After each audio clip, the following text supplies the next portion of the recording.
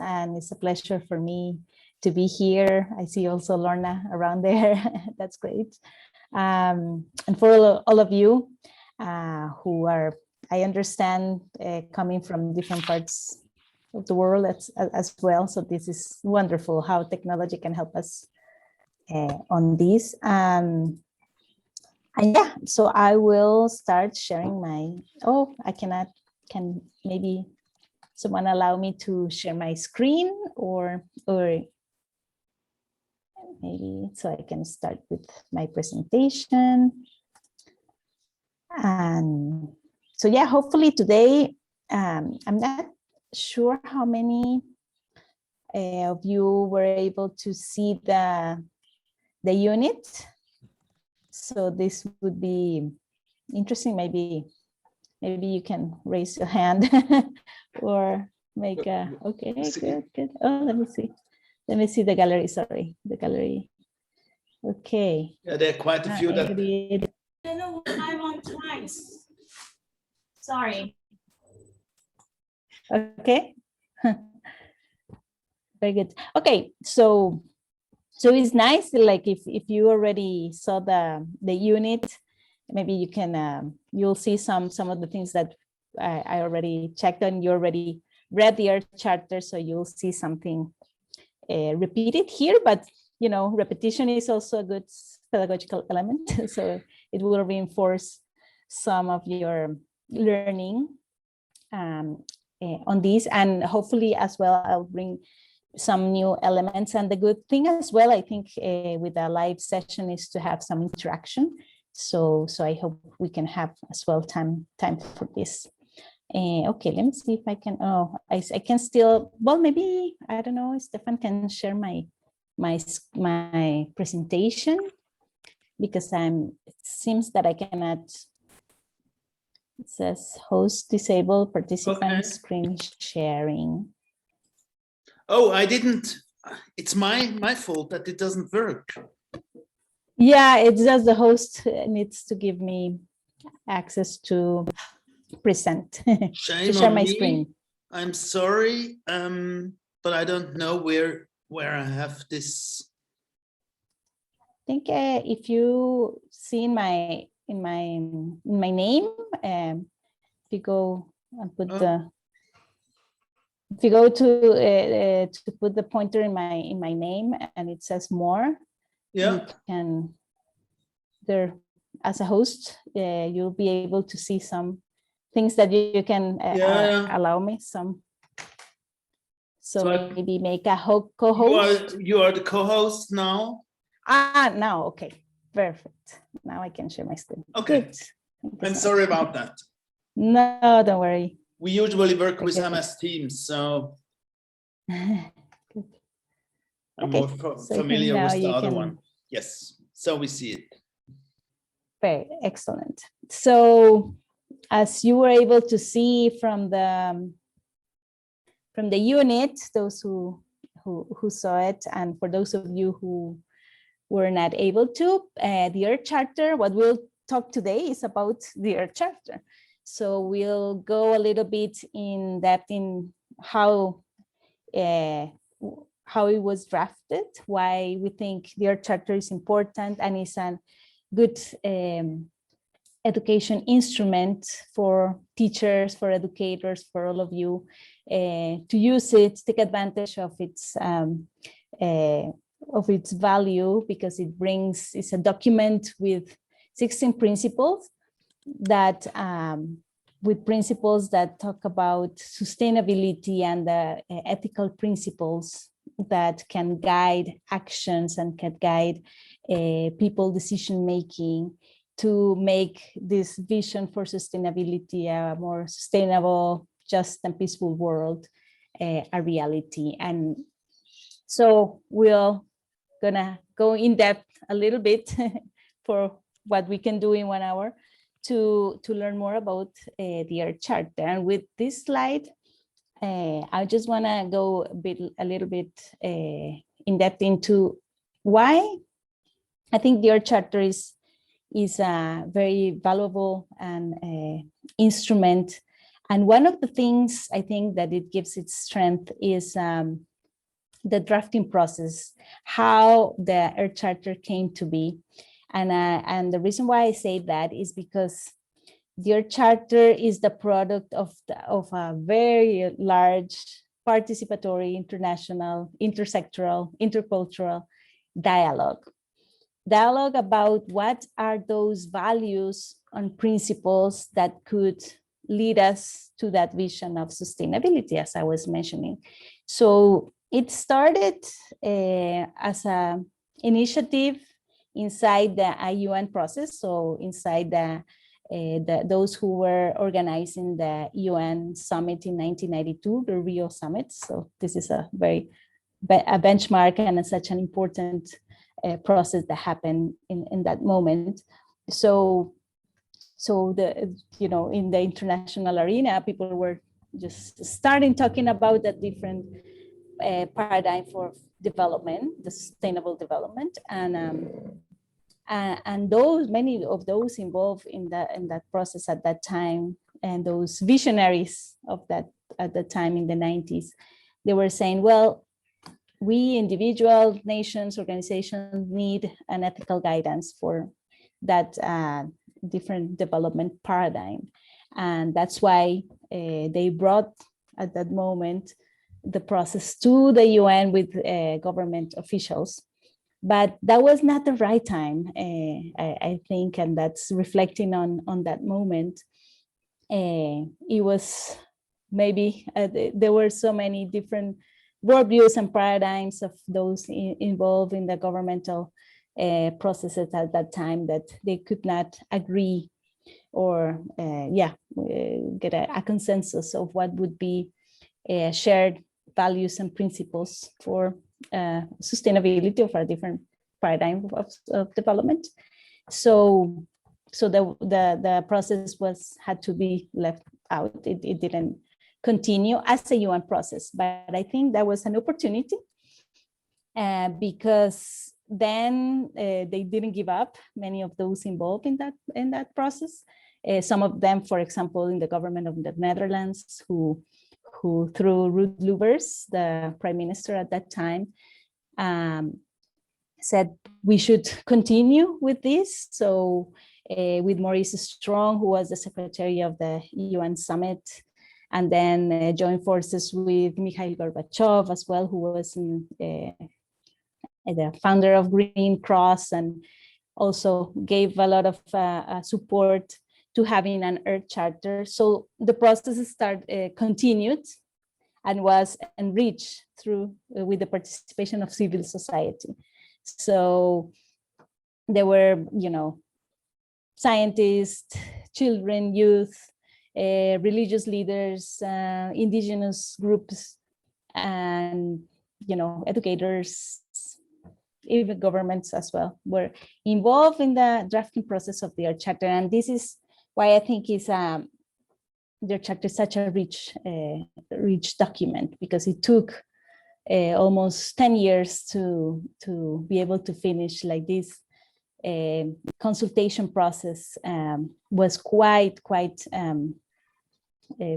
was long, but it took, it was what I want to say is that it took the time. They didn't rush too much to be able to capture the richness of all these different views and get consensus on this document. So that's why the Earth Charter is so valuable. And I have had the opportunity when I've had the opportunity to go to different countries. So for example, I was once in Jordan, and people there were telling me, oh, it's just that the Earth Charter is so close to our culture. Well, here in Costa Rica, people as well say, oh, the Earth Charter is also so close to what we want, and it's close to what the vision that we want to promote. And the same happens in Japan, in Netherlands, with peoples as well in the US, with some people in the US. So the Earth Charter has aspects that resonate with different cultural backgrounds, and I think that's good. That's very, very important to be able to be used as an education tool in different parts of the world. So the Earth Charter. So let's go a little bit now into what it says inside the Earth Charter. What are these words of wisdom that we can find there? And this is the first sentence of the Earth Charter. So it says, we stand at a critical moment in Earth's history, a time when humanity must choose its future. So from the beginning, the Earth Charter tells us, and remember that, well, I didn't tell it from the last slide, but the Earth Charter was launched in the year 2000. Imagine this year is going to be 21 years since the launch of the Earth Charter in June 2000. And we're still, I think 20 years back, the situation was critical, and now I think it's even more critical. So the Earth Charter, we could say even it was a bit prophetic in the way it saw that the trends that we were going as humanity was not leading to a very promising path if we don't change our ways, right? So from the beginning, the Earth Charter alert us of the situation now, but then it continues giving hope, which I think that's and we'll see how the Earth Charter ends. But it's important to raise awareness, with those who are around us, that this is a critical moment. I think the most critical moment maybe humanity has been living, because as we know, the situation around us, the global change that we as humans are causing on Earth, puts us in a situation that we must act, right? But we must act, and this is how the Earth Charter try to give us some guidelines, orientation, realizing that, for example, this quote from the preamble I really like as well, that to move forward, we must recognize that in the midst of a magnificent diversity of cultures and life forms, we are one human family and one Earth community with a common destiny.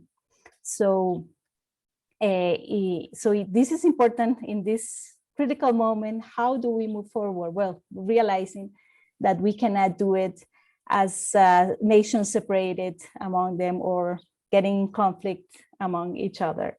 We have to move forward realizing that we are one human family with one common destiny.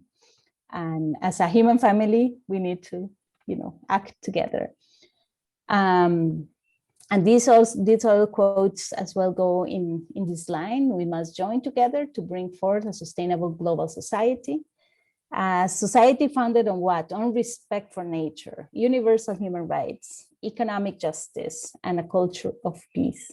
So this is the foundations of what the ethical proposal of the Earth Charter is all about. It also tells us that it is imperative that we, the peoples of the Earth, declare our responsibility. So that's another value that is very important, the responsibility to one another, to the greater community of life, and to future generations. So your charter is important in that sense that it expands our sense of responsibility. In an individualistic society, our responsibility sometimes just gets framed only on those who are around me, maybe my family, and those that my loved ones, maybe those in my country.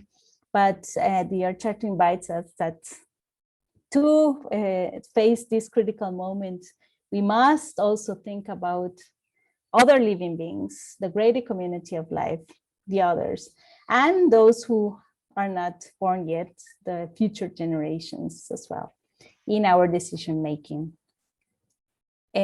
So the Earth Charter, so this graphic shows what how the principles and the values of their charter are organized in 4 pillars or parts, if you would like.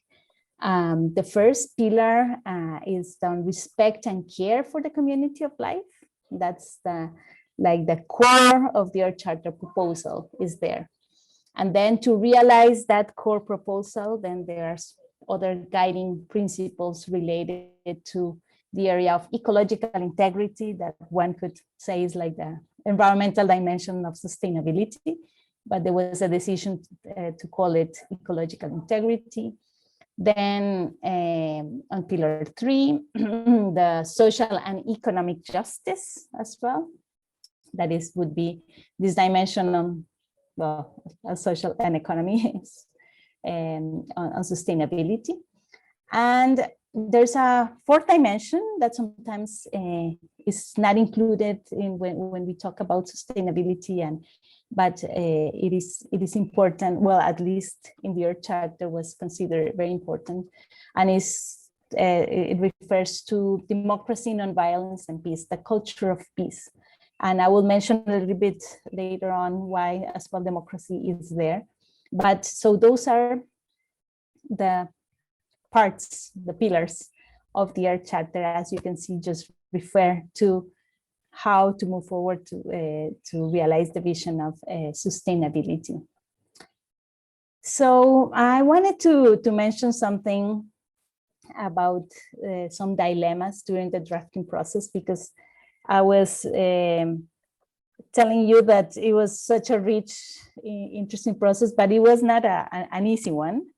The Earth Charter, there was each word, I think, was considered, was revised several times, and so with this, just a few anecdotes I wanted to give you a gist of how what was it not very easy process to go forward.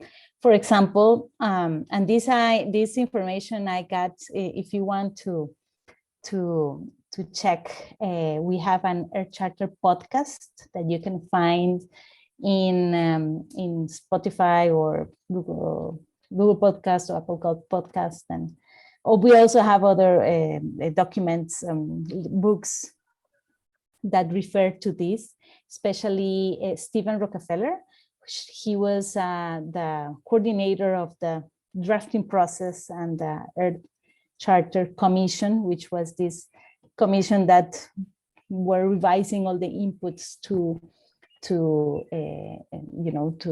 draft the Earth Charter. So there are podcasts, and we have some documents from Stephen that talk about this. So this information comes from him, from interviews with him. So for example, it was interesting to learn that it took 1 year to decide if Earth in Earth Charter would be with capital E or with non-capital E, to capitalize it or not. And imagine, you could think like, wow, that's very trivial, how, it's such a detail. But that explains that there were many clashes of worldviews. Some people, and some especially coming from some religious backgrounds, they didn't want to have the Earth Charter, the name Earth, with a capital E, because they said that would mean that we would be like putting the Earth as a sort of an entity that was, more important, that would give us the status of almost like a god or something like that. I don't know if you capture the essence, but what they were worried to that some pantheistic views would be promoted if using a capital E on Earth. And it took a while, like all these concerns were taken seriously, were not undermined. Other people wanted to have Mother Earth as well. And so there were like these different views. Some people didn't want Earth with capital E, others wanted to call it Mother Earth. So those visions were included. And at the end, it was through the scientists who were saying, look, we call all planets with a capital letters. It's Mars, and we are not putting them as gods or anything like that. It's just the name that we call all these entities of these planets, and so there shouldn't be a difference with Earth. And at the end, it was this sort of religious dilemma that happened during the drafting process was resolved with the inputs of the scientists. So that's something that happened actually in the drafting process of the Earth Charter. There was also some controversy that happened with the value of compassion. So some people, especially from the animal rights and groups from different other religions as well, different traditions, wanted to include the in principle 15 the respect, no, not the respect, to treat all animals with compassion.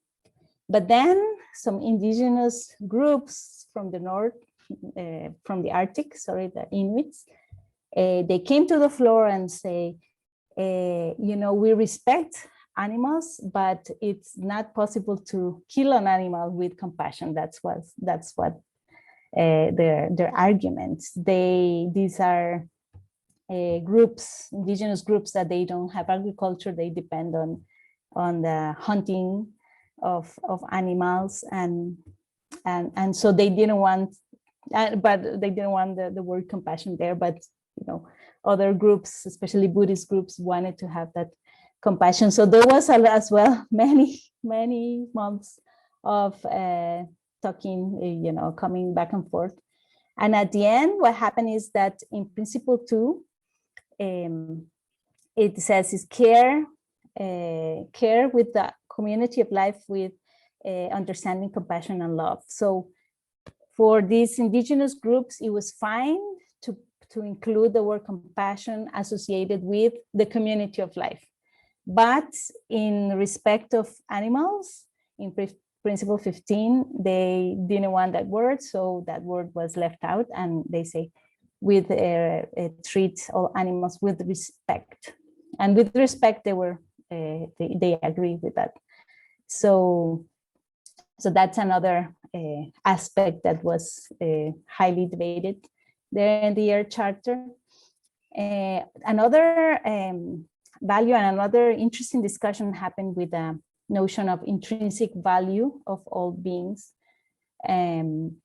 This is a notion that is very important for ethicists, especially from Western lines of thought of philosophy. That intrinsic value is considered, for example, in the works of Aldo Leopold, etc. That is a very important notion, the intrinsic value of all living beings. But for Buddhist traditions, they had a problem with that, and actually they had to consult the Dalai Lama in that respect. That it went through that level to say if it was possible to include the notion of intrinsic value, and for them was not appropriate because I cannot remember what is in the Buddhist philosophy. What is the notion that is not? There may be someone here that knows more about Buddhism can tell us, but there is a contradiction in that notion. So at the end, after they were talking, and there were many philosophers, ethicists participated as well in the drafting of the Earth Charter. They came to with a solution of including, instead of intrinsic value of all living beings, to recognize the interdependence of all living beings. It's not exactly the same, but in the essence, what they wanted to express was that all beings are interdependent, that we depend on each other, and there's no being more important than the other, like this ecocentric, biocentric view. So at the end is interdependence of all living beings, the wording that was included, and it was fine for everybody. Then also the notion of God. Some groups, especially coming from Latin America, wanted to have the word God there in the Earth Charter. But of course, that brought a lot of other. There was a controversy because that what happened with people who do not believe in God, or there are different views that I think would be are obvious for many of you here. So, but the notion of God was important as well, and a spiritual notion as well was important to include in the Earth Charter. So instead of God, it says there are different wordings. So for example, one word, it says there's the reverence for the mystery of being. So the mystery of being talks something that is beyond us, and that was good. That was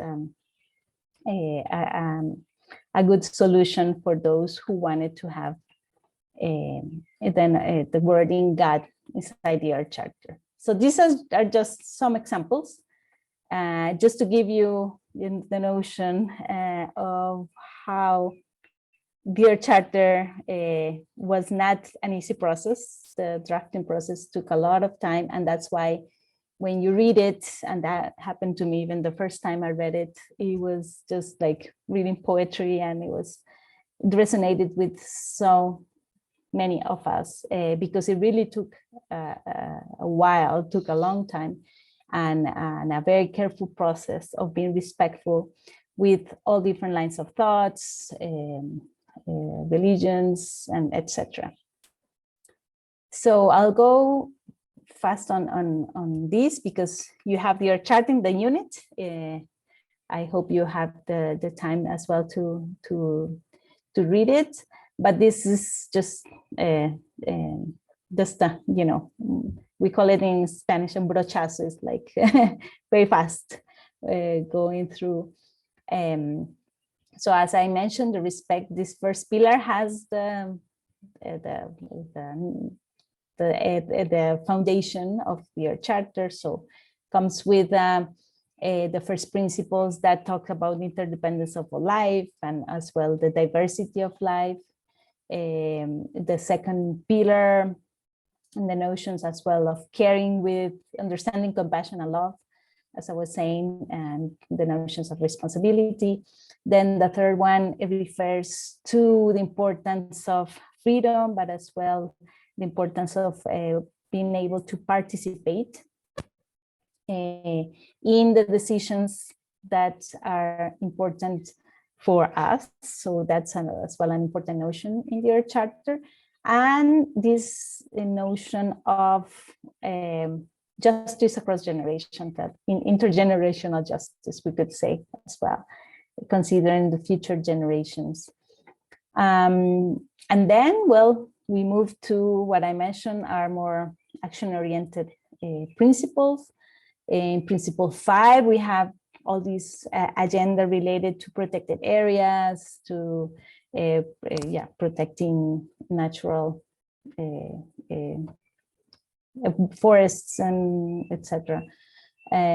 Also in Principle 6, there's this very important principle in international law that talks about preventing ecological harm, or do not like that, given this guideline of not acting if we don't have the proof that there is no ecological harm that will be inflicted in nature, which is a principle that is not too much practice, but is important and is there, and I hope we can, promote it more. And then on principle 7, there's all these notions that give us guidelines on the sustainable lifestyle, on recycling, reducing the 3 R's, but also on using energy with efficiency and resources. And there is one principle 7E, and I put it there because there are some controversial issues, continue to be controversial, and that affect that some people, also groups, want to commit or use the Earth Charter, and some groups say that the Earth Charter promotes abortion, and the Earth Charter doesn't say anything about abortion, but it has this wording, and you can read it there. It is ensure access to healthcare and fosters reproductive health and responsible reproduction. That's what the Earth Charter goes, but it doesn't go into any of these discussion on abortion. But sadly, some people say, oh, the Earth Charter promotes abortion. And so it's not the case. It's just promoting a responsible access to healthcare, and as you can say that.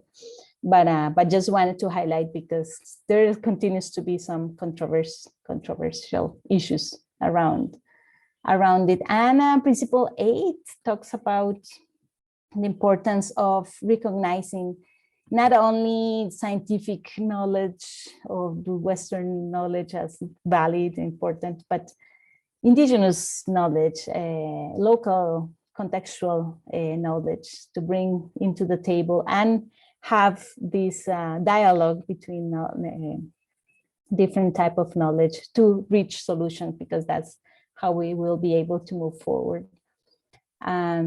So pillar 3 talks about social and economic justice. So it's all this agenda on ending poverty, promoting equal human development. In principle 11, the agenda, which was very close to all these Beijing protocol related to women's rights, but so it talks about gender equality and equity. So many of the principles are there.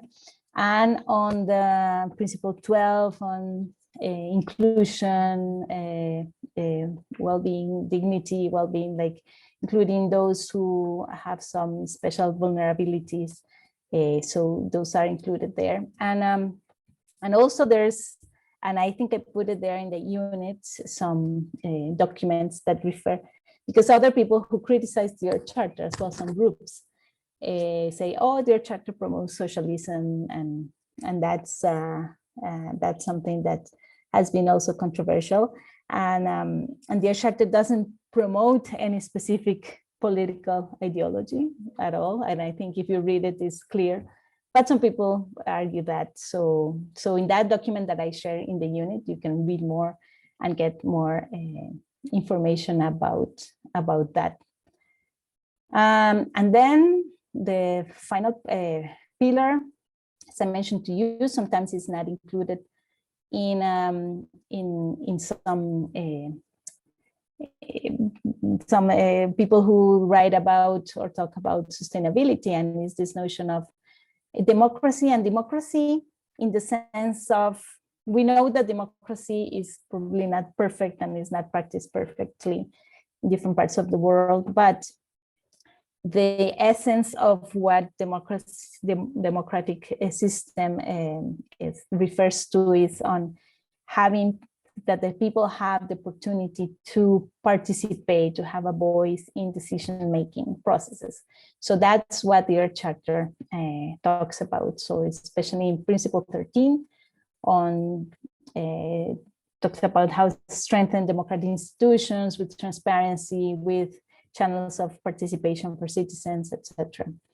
And then Principle 14 also talk about that as well. To be able to participate is important to promote education, and not any type of education. So it's education that also promotes and integrate values. So that is mentioned there in Principle 14. In Principle 15, I mentioned a little bit earlier, that is respect of all living beings, but especially talks about animals that are under the care of human societies. So that is there. And then Principle 16, it talks about the culture of non-violence and peace, and what the Earth Charter refers to is that peace doesn't exist. Peace is, we build peace. So we cannot take it for granted. We need constantly to build a peaceful world. And that's why the end result of promoting the Earth, all what we talked about in the Earth Charter would be a peaceful world as well. Peace not only within us, and that's in the last principle, which has a definition of peace, is not only peace between nations of armed conflict, that is included, but it also included peace within us, peace between humans, and then peace as well with the greater community of life. So that's in a nutshell what is inside your charter. I hope you had the time to enter. Oh, let me see. Oh, sorry. Oh, wait. Cannot. And as I mentioned to you, the Earth Charter alerts us at the beginning, but it finishes with hope. And this is the last sentence, which was included in Pope Francis' encyclical Laudato Si, in paragraph 207, and it says, let ours be a time remembered for the awakening of a new reverence for life, the firm resolve to achieve sustainability, the quickening of the struggle for justice and peace, and the joyful celebration of life. So the Earth Charter finishes with the way forward, which is, as you can see in this last sentence, is hopeful. It invites us to do this, but with joy, and that's how we can move forward as well. So around the Earth Charter, this is just very quick as well. We have Earth Charter International. So this is just, you can see where we are. This is actually where I am right now.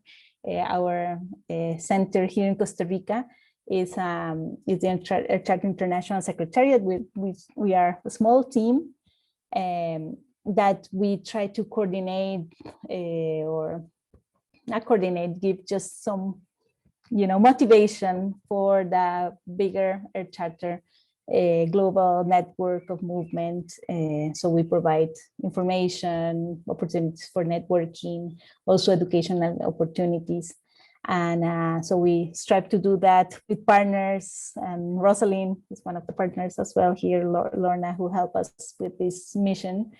So yes, so we are based at the University for Peace, which is a UN mandated university. So we are inside the campus, and we collaborate, of course, with the UPs, and yes, so we promote dialogue as well with your charter and other initiatives. So for example, one asked here in the chat about the SDGs. So yeah, it is important to bring their charter into dialogue with the SDGs, and we try to see how they complement each other, not only with the SDGs, but then there are other initiatives, the Environmental Pact, which is now happening as well, with other treaties, with other initiatives, with the UNESCO Education for Sustainable Development. So of course we bring the Earth Charter into that, and networking and education and training.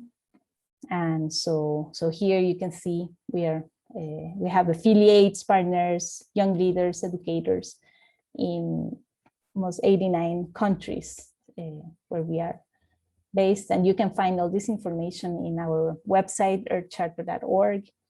The Education Center, what we try is to bring now mainly online courses, but we've had as well face-to-face, and hopefully we'll have soon, on different areas, for youth, we have an intro course on the Earth Charter, and then on business for local communities and cities. And then the one that's we are very proud and we love as well is this online certificate on education for sustainable development. And this is a diploma program of 6 months with 4 courses. And we go in depth into all of this and what is the pedagogy associated with the Earth Charter. We normally start in January every year. So we are now almost ending these years, and in June 23rd, we're gonna finish. And yes, so these are some of the things, and why we do this is because many people ask us, okay, we want to use more the Earth Charter, what we need to understand better, we need to see it through the different perspectives and how the Earth Charter can be incorporated in different sectors. And so for that, we've been doing this as well, to build capacity around the Earth Charter with leaders around the world. So now maybe I will stop. Well, before I stop sharing, there was a traditional story that I included in the unit, and maybe some of you were able to read it or not, because there is an initiative now. It's called the collection of Earth Stories collection. Sorry, Earth Stories collection. As someone, researcher and author from Spain, he started that research on how we can use traditional stories to share the vision of the Earth Charter. So sometimes with a short story, something that looks like very theoretical and very difficult, you can just get it like that. Through metaphors, through poetic language, we sometimes understand better. At least that happens to me as well. So he did a wonderful research. So he read, I don't know, thousands of stories from different parts of the world. He chose like around 200, and he connected those stories with their charter principles. So actually everything is online. If you Google Earth Stories collection, you can find this, and it's very well organized through the different principles and then stories associated. And these are stories that you can use with children of any age, with teenagers, but with adults. So it's wonderful. I love stories because of that. And so I chose one that when I asked, his name is Grian Kutanda, the researcher, I asked, what was like for you the most complete and best story from the collection? And he said that one that is called Who Speaks for Wolf. And that's a story from the North American indigenous groups, the Oneida, I think. And it's very long for here too. I would love to have the opportunity to read it here, but it's a bit long. But it's very, very, it's a very complex story. Tell it in a simple way, it expresses almost all the principles and vision of the Earth Charter. So what I wanted to do now, just for a few minutes, I hope we can also help me, Rosaline and Stefan, with the timing. I know I'm taking a bit long. If someone read these stories, what aspects of this story reflect the principles of the Earth Charter in your opinion? And if you didn't read it, it's fine, but with what you know about the Earth Charter right now, what aspects of the Earth Charter resonates with your worldview? So I wanted to maybe take a time. I don't know if we go for maybe 3 minutes to small groups. But maybe now I just would like maybe 1 or 2 people who can share. I would like to know, did any of you read the Who Speaks for Wolf? I'm just curious. Rosalind, okay, Rosalind, can you tell me what was your perspective? What did you like, you didn't like? Oh, I very much liked it in that it made me think really, really hard about those of us with voice speaking for marginalized people, or, well, both people and non-human entities and living things, and then the living earth, that did not have a voice that the rest of us could understand, but, you know, could still communicate in their own ways, in their own situations. And it made me feel uncomfortable, which was great. Mm-hmm. That's wonderful. Okay, good. Yeah, I love that story as well. It's very rich in many sense, but I agree with you. There's one thing, and this is not a spoiler for the rest of you. Don't worry about it. but that was also important, an important aspect for me. How can we include other living beings in our decision-making processes? And that's their charter tell us, like, expand our sense of responsibility. And it's very easy to say, and I've said it many times, but when you think about the specific aspects in your life, or decisions that you're taking, or not only you as a person, but as in your society, how to consider all the other living beings. There are many decisions that many plans or activities that we're not gonna take, right? Sometimes it's easier to move ahead with things, maybe, promote economic growth in our countries or in our cities, destroying things. But how there are these indigenous groups that killing a living being was not an option. They preferred to move and to do other things before killing anyone or before destroying something. So yeah, it's a good story that also presents this ecocentric view of life. I love that in that way. And okay, is any other thing that you spoke in your groups that you wanted to talk? I don't know. I can see here. Perhaps a question, because I didn't read the story, but perhaps I caught the message.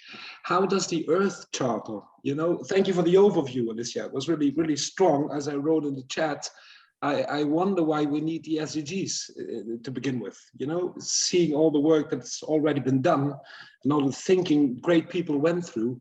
So how does the Earth Charter relate to this unbalanceable people, planet, profit mantra? Mm-hmm. Could we briefly discuss this? Because for me, people, planet, profit is nonsense. It's about people talking to people what other people should do.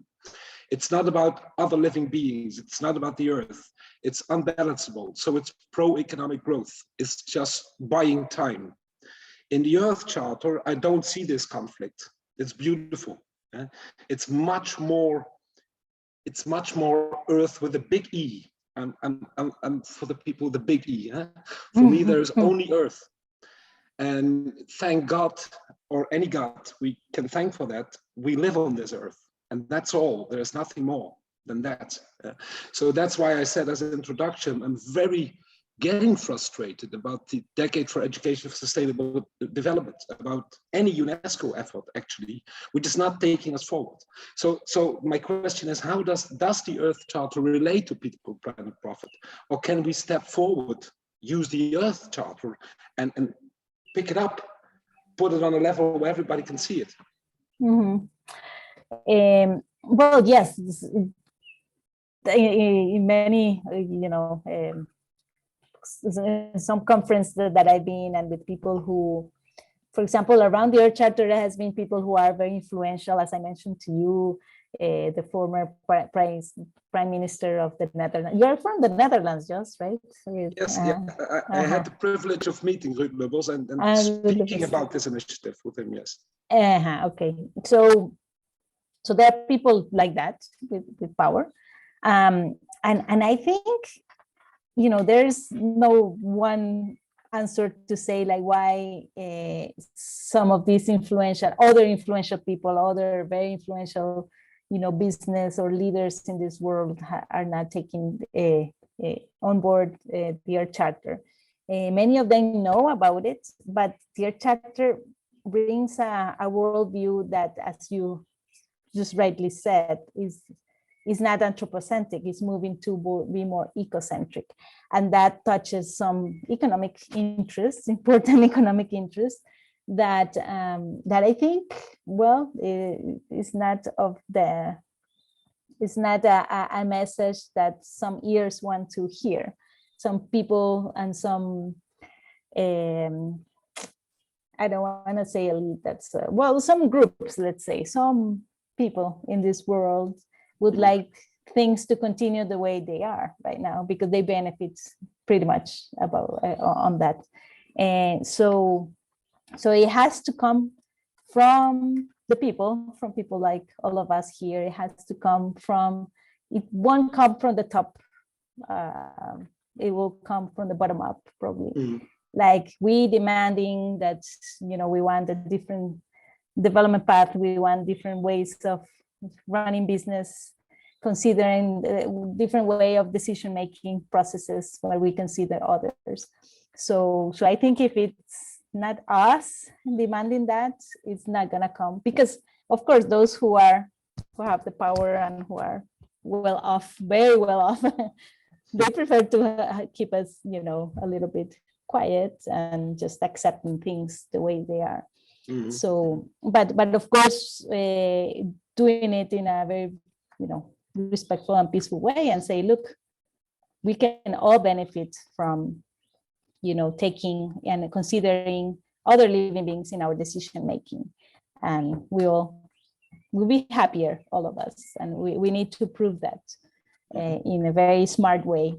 So hopefully, I don't know how how we can do it all the time, but in education, for example, and raising awareness on bringing people consciousness and open their eyes, see with different lenses, that's when the transformation can happen. I don't know if I respond, but a little bit, some really, elements. I'm all ears. We proceeded with the Earth Charter actually in the Netherlands, but on our own way. We combined industry with education, the arts, culture, youth care and welfare, and did that for 14 years. And we see that we can arrange a transition through education. So not through awareness raising, just through awareness raising. As you heard, perhaps you read the recent OECD report, which again points that awareness raising, especially in Western rich countries with good educational systems, awareness is high, action is extremely low. So the willingness of the next generation to really take SDGs serious here in the Netherlands is less than 4%. So I think we have to open our eyes and reach out to Africa and South America and Polynesia and get young people together with a fresh initiative, a more entrepreneurial vision. And perhaps the Earth Charter can give them that little push in the back, that little piece of identification that people need. Because as I said before, and I don't want to be grumbly or negative, all the other machineries we created are not doing the job. We must be honest, if we look at ESD for 2030 now, what's happening in the rest of Berlin, it's nothing. I'm sorry to say so. There's no initiative, there's no hope, there's no progress, there's no strategy. So if we may, from the side of industry, Alicia, contribute some thinking to the Earth Charter, my hopes are higher since this meeting. I was more negative before, so you gave new hope and inspiration. And I hope that's just a question, and then I'll shut it up quickly again and turn to my coffee. You have this, you showed us this map with the interconnectedness of the Earth Charter centers and people all around the globe. Are they already connected to a kind of local to global learning space? Or can we perhaps help in that respect?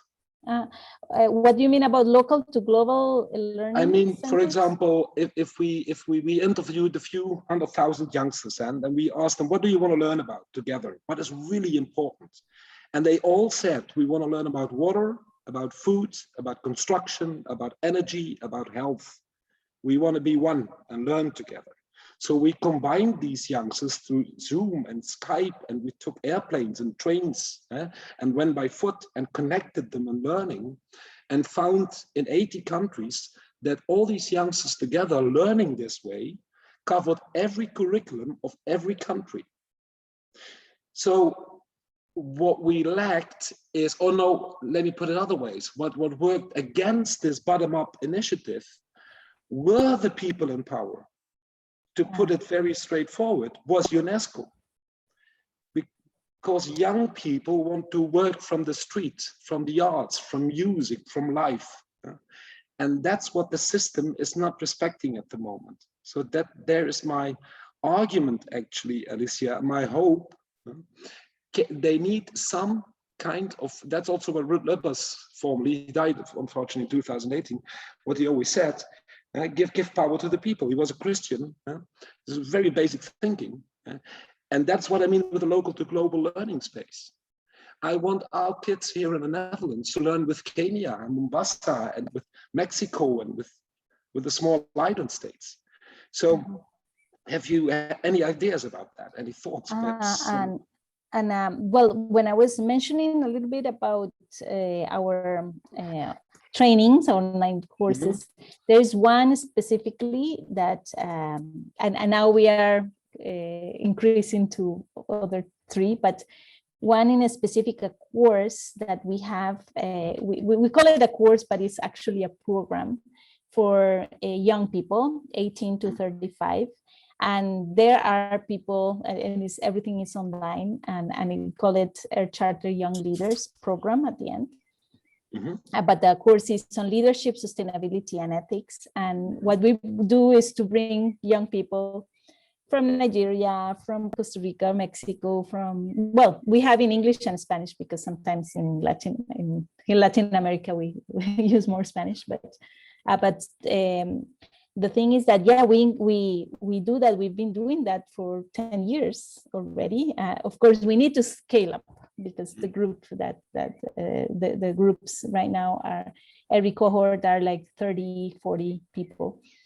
But they meet online. They come together and they do projects in their local places. But then they share their experiences, and sometimes we've had the opportunity, but it's not always the case, to be able to bring them together. Well, before pandemic, of course, now in pandemic time, no. But the challenge that we have is that we need some resources for that course. So to be able to, cover some of the cost of this program, we charge, and sometimes it's very low, like this fee is $100 for Global North, $50 Global South. It doesn't cover the cost, but at least a little bit. Yeah. And even that fee, it's impossible for some people. So right now we have a crowdfunding campaign. So we are hoping that some people could donate. If I may, I can share with you that crowdfunding. So we plan to give scholarships to some of these young leaders, young people to come. But it's proven to be very effective to bring young people together. They get so motivated when they learn from the different contexts. We have a good groups coming from Netherlands, and when they meet people, for example, from Japan, and they meet people from Nigeria, and also from India, it's like, it's magic. What happens is magic. So you're right, that's a good way. Our challenge is how to expand. To expand that. So I can share with you that information. We are starting with a teenagers group and a children's course, course. But this is still very small. The groups we just started this year testing with those groups, but with older ones from 18 to 35, we have more experience with them. Okay, so I think now the time's up. really. I will share just one. I won't finish. I won't go through all the other things that I had. I just wanted to share with you that just to bring their charter to education, their charter can be used to support, and these are included in a document that I can share with you. It's called the guide of the Earth Charter, the guide to use the Earth Charter in education. And it's a short document, but it gives very good insights on what you can think about when preparing, for example, your lesson plans or your courses or programs. And these are some of the goals. So for example, raising awareness, what we were talking about, understanding of critical global problems, promoting dialogue on values and principles, promoting individuals' ethical development. So for example, with the stories that we're talking about, as well inspiring collaboration, cooperation, because actually that's in the core of the Earth Charter, encouraging a biosensitive outlook or an ecocentric worldview, as we were saying, the applying values and principles. So that's what many educators in different parts of the world that are using the Earth Charter. So the way to bring the values into education is through the practice. So maybe in a project, or maybe asking, there was a professor who was asking his students to have a journal and to pick one Earth Charter principles and try to do an action in their daily life. So, and then write. And there were simple things that people were connected. For example, I went and visited my neighbor. She's an elderly woman and she never gets visits. And I drank coffee with her and we chatted, and then she was connecting that with some principles. So that's something that through daily life, we can see how we can day by day practice these principles. And facilitating the understanding of their charter with public policy as well, international law, and with assist institutional educations in reorienting their teaching and operation. So that's also those who participate in teacher training can also use the Earth Charter on this. And well, there are many different stories with the Earth Charter. I'm not gonna go through that probably. I'll just go quickly. In Brazil, we have example, the city of Sao Paulo, there's a university, there's a company, Itaipu, they all use their charter. There's an Earth Charter game if you want to find it out as well in our website or Google. And so this is it. The game has the principles of collaboration, non-competition, and it brings dialogue as well on the Earth Charter. So that's a game that you can have. In Mexico, there's a network of Earth Charter focal points and groups, and there's many of them who use the arts to promote the Earth Charter with children especially. There's the Little Earth Charter, which is for those preschool, those who work with preschool as well. There is this sort of like adaptation of their charter language for very, very young people. And the Earth Charter as well has been used in cities, for example, in Toronto. This is like they saw their planning for the city and compare with the Earth Charter, and they were able to see where they were lacking some actions related to some principles, and that helped in their planning processes. And their universities, we have articles on this, and I think I shared in the unit articles, for example, the University of Granada. This is the one who asked the students to do the journal, and the University of Crete in Greece. And so, well, I think I will stop here because I think we're running out of time. What I wanted to do was to talk a little bit about share with what you think, what educational goals could be achieved with your charter. If any of you would like to say something around this, if not, I think we can conclude because I know we're running now. Now we really, really are running out of time. So, okay. So Alicia, we really have run out of time. So I would like to thank you very much for being our speaker today. You really have given us a great amount to think about and to really incorporate into our curriculum, and to help us. You really helped stimulate us to think about, are we teaching the values component and the action component of sustainability well enough in our own courses? So really, you made a tremendous contribution today to teacher education in many different countries. So thank you so much for sharing your expertise. I invite